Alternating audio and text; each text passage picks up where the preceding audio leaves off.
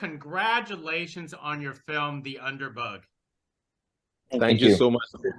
Thank you.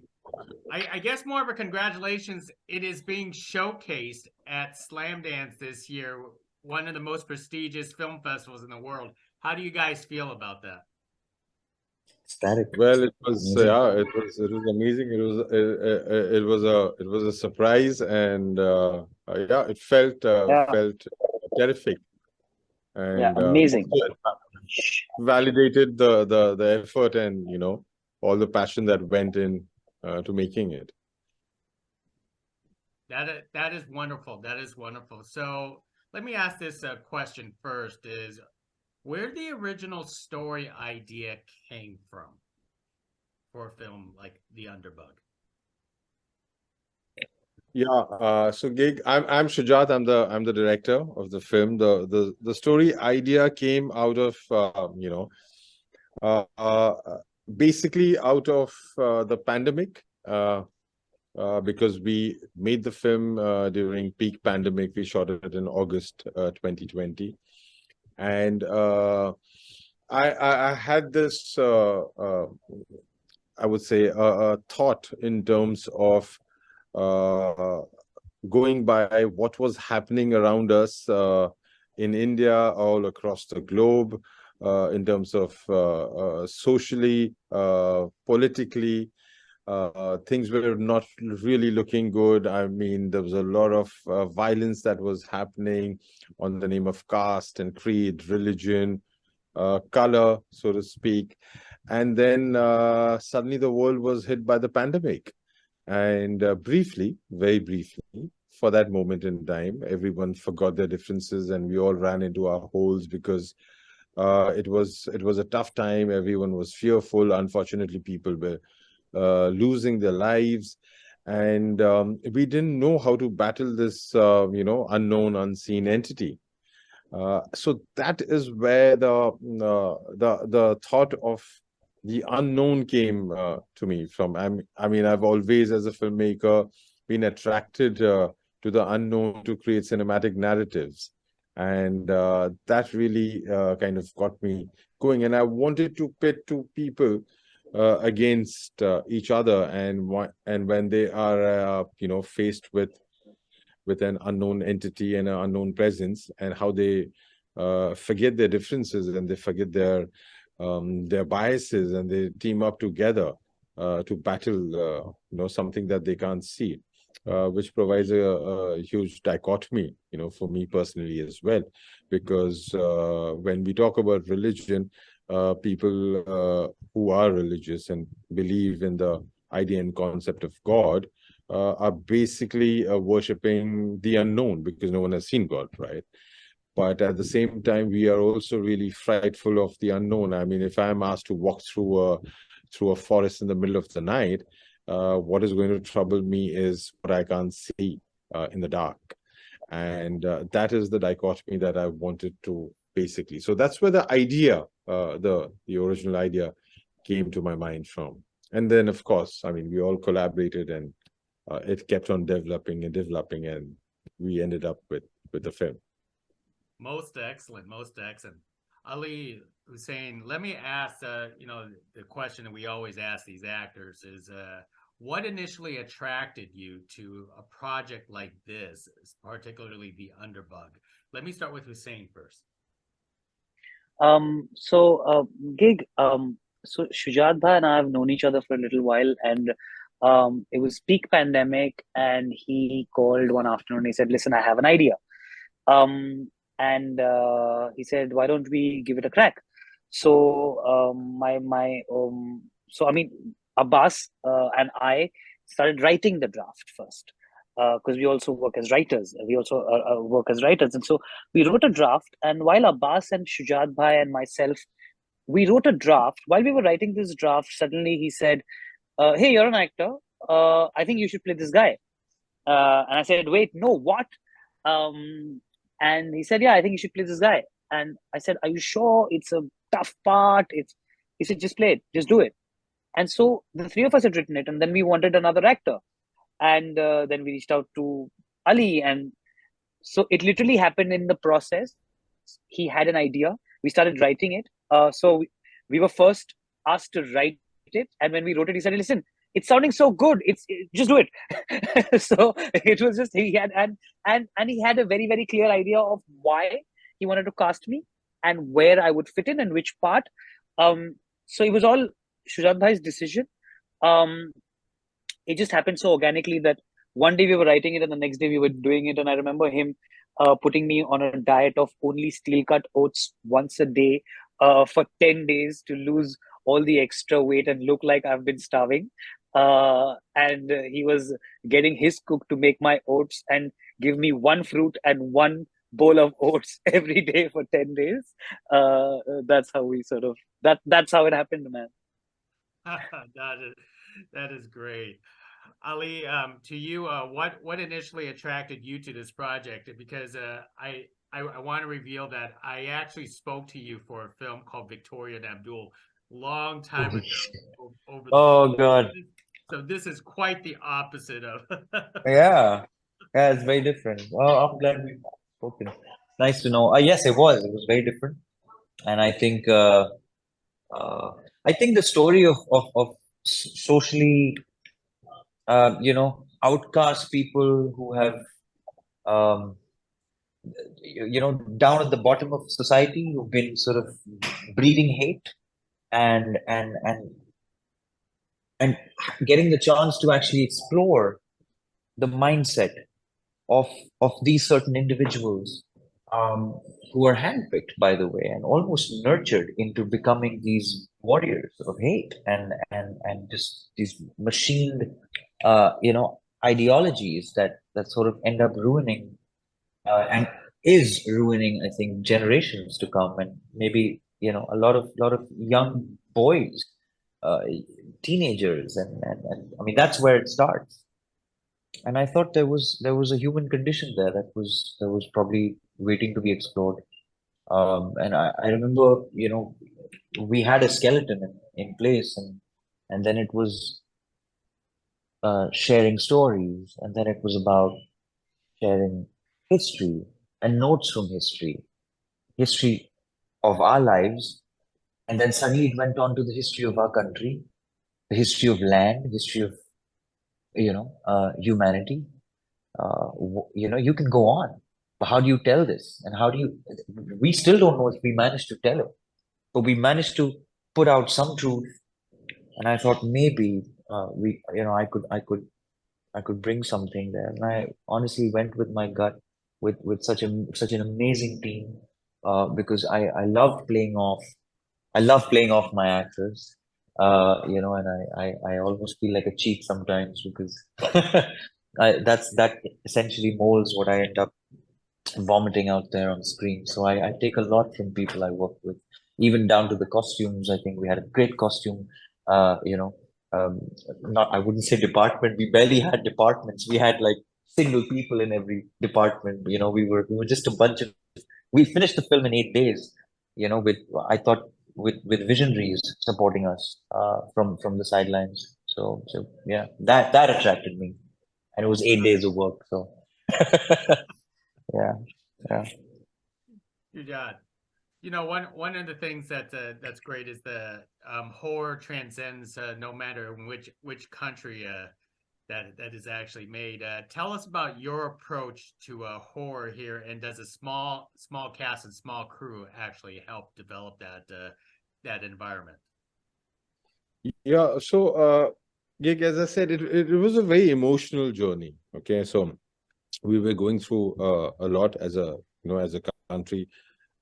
Things were happening, globally, which were really not good as well. So they were really troubled times, and and everyone was feeling really like, was down. Mental health was taking a beating because we didn't know where we were going with it. Uh, so that became somewhere, an inspiration in terms of wanting to tell the story, because that is what happened with the pandemic hitting us. So I wanted to experiment. So again, I'll tell you the process. I had the idea. We wrote down a few things. I collaborated with Hussain and Abbas, and after a while I was like, okay, this is what I think about it. Now I would really want to know what, Hussain, the person, not the writer, not somebody who's writing fiction, who's not writing the screenplay with me. I want to know what is Hussein's take on this entire thing. Ali, when Ali came on board, and as actors, I was very clear. I wanted to, because there are no character names, and we had named them X and Y. I wanted a David versus Goliath kind of meeting. I wanted Hussein's character to be meek and to be vulnerable, and I wanted to juxtapose that with what every weak person wants to be, is strong and big, and manifest that via Ali. So I wanted Ali's character to be a bit larger than life as a contrast. And I told them, why don't you guys write your own lines? I told Ali, write what you think about this subject, what Ali thinks, not the actor, or not how you're going to portray it on screen. We will figure all of that out. I spoke to Tasadduk, my DOP, my cinematographer, and I told him, what is your take on this subject as a person? And why don't we all meet up on location and spend a few days and chat about it? We were not always agreeable. There were, of course, arguments, and there were debates about it. And it was all, it was great as a process. And that was the first time that, I was doing something like this. I honestly had no idea when we left the place, whether we had a film in hand or not. We knew that what we have connected is with each other. We have a very strong emotional thread. I think a lot came out individually in terms of expressing ourselves, because expression is something which was really curbed and curtailed during those times, as it is now.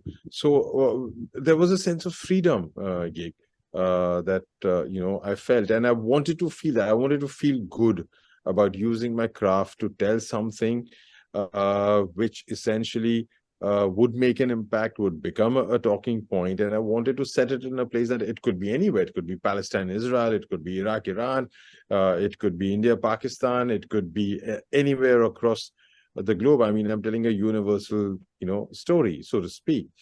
So that was the thought behind the Underbug in my head, and everyone did come together, and they Ali played the part, as I keep saying. The first time when we shot with Ali is not the way in my head I'd visualize the character. And I had, the first night was a sleepless night, and I was like, okay, because I don't know, I was still discovering myself.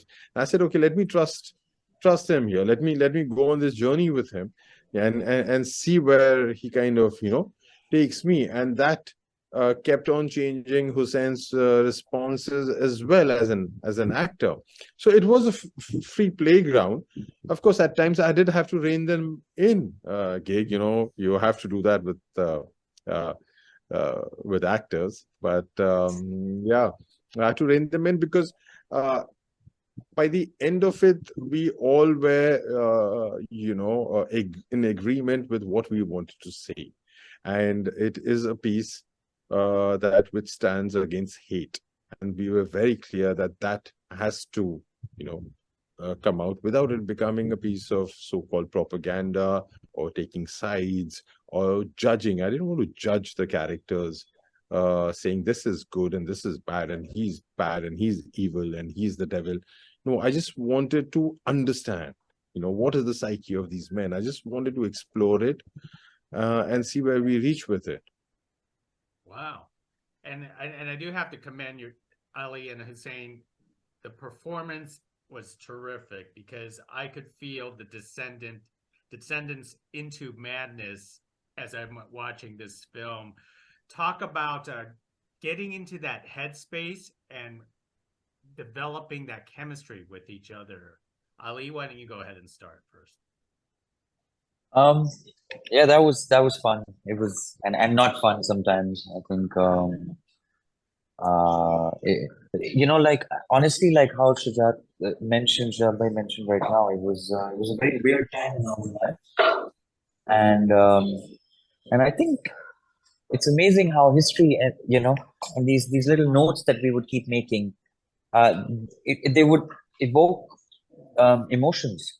I'm not a method actor, and it's probably the first time I felt like just stories we shared with each other. I think those ended up doing. We were observing, and I think that's what that's what made it interesting. The play got very interesting when we just started observing ourselves, observing stories, observing everybody else on set, and the conversations that we were having, the agreeable ones and the disagreeable ones. But it was a lot of improv, a lot of improv.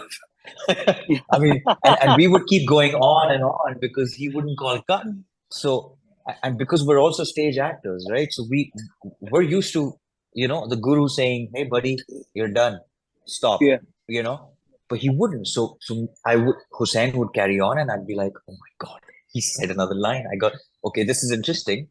Interesting. We don't know where it's going. And for all you know, I mean, at least I thought we were hamming our asses off. But sorry, pardon my French, but you end up feeling like that at some point. But that's when he would come in and he would sort of, kind of tweak us and manipulate us into probably, um, not um, not misbehaving in the realm of improvisation, but just keeping it tight, as tight as we could. And I think that was, and I don't know, Hussain, what do you? Yeah, we were pretty well behaved. Yeah, we were mostly well behaved. Also, Ali is one of my closest and oldest friends. So it always gets very easy and very difficult to work with somebody who's been like family to you your whole life, because he's also like my childhood friend. So we sort of quarreled and fought a lot about work, and also basic unimportant things, like why don't you come 5 minutes earlier with me to set, and things like that. But to answer your question, Gig, it was very simple for me, because, like Ali said, I completely agree with him. I'm also not a method actor, and I've done not very much acting in my life, to be honest. So I had to approach it with the little that I know, and I believe in instinct over research. Um, and unfortunately, I had done the research for this film many years ago, because during the Mumbai riots of 1993-92, we were riot victims. My house was burned down. I was inside a house that was being burned from the outside, and I was 3.5 years old. Um, and um, and I remember one of the most important things that I've ever heard in my life, which is my mother holding on to my brother and me. Abbas was also one of the co-writers in this film, holding on to my brother and me and saying, "If they break in, don't open your eyes." Um, and And the thing is, as a 3.5-year-old, you don't know what that means, you know? And it takes you about a decade and a half to realize what your mama was saying.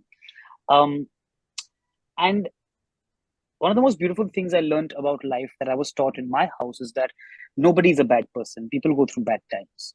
Um, and I saw one or two of the people that had burnt my house that night, many years later, walking on a street, and they were perfectly normal people. They were just, maybe they had a bad day, maybe something compelled them to do it.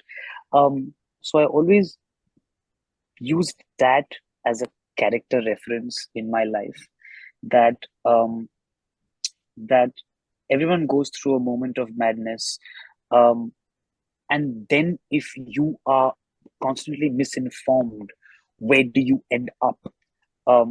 Because hate is a very specific emotion. It's almost so specific. It's almost like acting. It has to be taught. Uh, hate cannot just exist out of nothing. It's a very well curated. It's like caviar. It has to be taught. So when kids are taught hate, what goes behind it, right? It must be taking a lot of effort to teach kids hate. Um, and I sort of played it in a way where I was the victim of somebody who was taught hate without knowing what my hate could do. Um, and then we just went in, shot. Ali and I quarreled with each other from time to time. And and Shujaat bhai stopped us and said, "Behave yourselves. There's a shot to do and there's a film to make." And we were there. And Ali knows my whole life, so he would trigger me in a scene, which I'll eternally be grateful to him for, and Shujaat bhai, because in a scene he would say a line that is actually draws a parallel to my trauma, and help me reach a place in my mind. So actually, my performance is Ali pissing me off on camera. Sorry, bad language, but but all my acting is basically Ali just taking me to those dark corners that he's aware of because he's my childhood friend, and Shujat bhai knows because he was my closest friend, and they know this, and them just pushing me into the darkest corners of my mind.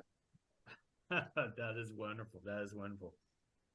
Well, let me wrap it up with one more thing, because I want to mention that technically there is one more character in the film, which is the little girl, but the house itself is also a character. I mean, the vacant, the shadows, everything that, you could feel the tension just alone. Could you guys talk about the environment of the house, being that other character besides the little girl, which she was also pretty scary itself.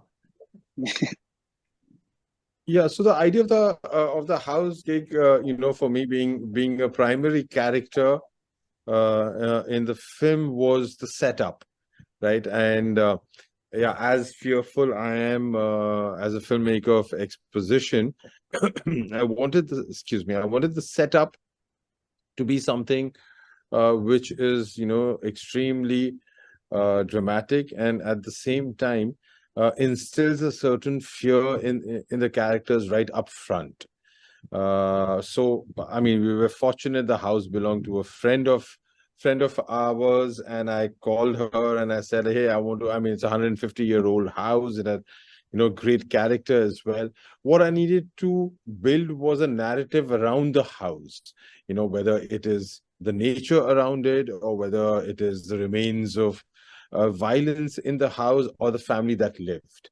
Right. So I wanted to, with elements, kind of create that when you imagine the house, you imagine, children laughing, a family living peacefully, having a lovely life in that house. And you see that through elements of whether they're, the kids' paintings, or whether there's a small doll, or you look at the furniture and you look at the little textures within the house. And I wanted it to breathe of life, almost like it's it's somewhere alive, which it isn't. But I mean, in the minds of Ali and Hussain, I wanted it to kind of come to life, whether even if it was the kitchen setup or a loo.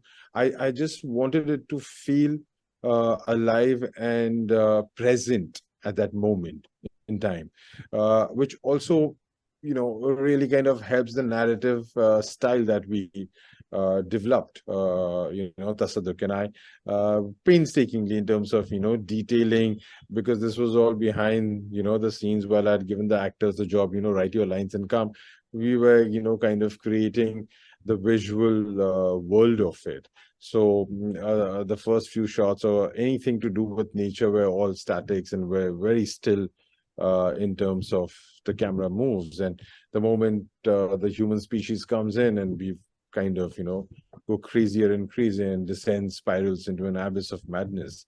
So from that point of view, the house was really important for me. Also, I wanted to stage it as like a play, because I wanted to have the freedom to move around with the actors and not give them spaces that you hit this mark and you hit this point. So I wanted to travel. So actually most of our takes are like 9 minutes, 10 minutes, 11 minutes long. In fact, the first recce I did with Tasadduq, and I said, I want these to be long takes. And he said, okay, how long? Like 2 minutes? I said, no, maybe longer. And he was like, okay, 3-4 minutes. I said, yeah, probably even, 7-8 minutes. And he's like, whoa, will your actors be able to hold that long? He said, I'll put on an easy rig. I'll be okay with the camera. but will they? I said, yeah, we'll find out. That's why I never used to call for cut, because I used to be like, let them discover. I mean, if they stop, let them call, for a cut that, we are done. We're like kind of lost, and then we'll see where we reach with it. So I wanted to keep on pushing them to see what happens beyond action and cut. So I wanted a prelude and an epilogue. So I wanted every scene not to have a beginning, middle, and end, but I wanted a bit more. So I could then, manipulate the edit the way we wanted, because we didn't go with the set structure, so to speak. Wow. So we were panting, I think, most of the film. Yeah. Well, I do have to admit, this is a wonderful collaboration. I was Thank you. Getting freaked out as the story goes on, and that conclusion was just spot on. That was perfect. So everyone, thank you very much for speaking. Thank you, Gig. About the Thank you, Gig. Have fun at Slamdance. Thank you so much. Thank you, Gig. Thank you. Really appreciate it. Thank you. Bye now.